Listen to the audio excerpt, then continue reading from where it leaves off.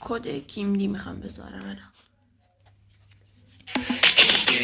تو پاییز منتظر کارت کیمدی میشینم، واسه 2025 تیم فوتبال میچینم، تیم دی فوتبال میگیرم بعد درس و مدرسه، باشن این کارتا بسه، باز با دوستام نوبت کیم دی فوتبال میرسه، کارت رویال میرسه، کارتای پرایمم داره عکس جالبی، یه مینی فیگور از این بازیکنای خارجی میره توی گالری، میخرم آنلاین الان کیم دیام که باز میشن، کامل کلکسیون به به چه با کلاس میشم، خفن کلاس میشم.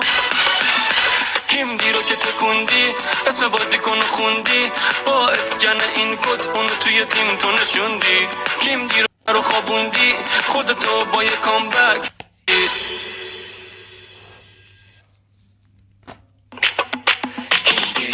تو پاییز منتظر کارت کیمدی میشینم، واسه 2025 تیم فوتبال میچینم، تیم دی فوتبال میگیرم بعد درس و مدرسه، باشن این کارتا بسه، باز با دوستام نوبت کیم دی فوتبال میرسه، کارت رویال میرسه، کارتای پرایمم داره عکس جالبی، یه مینی فیگور از این بازیکنای خارجی میره توی گالری، میخرم آنلاین الان کیم دیام که باز میشن، کامل کلکسیون به به چه با کلاس میشم، خفن کلاس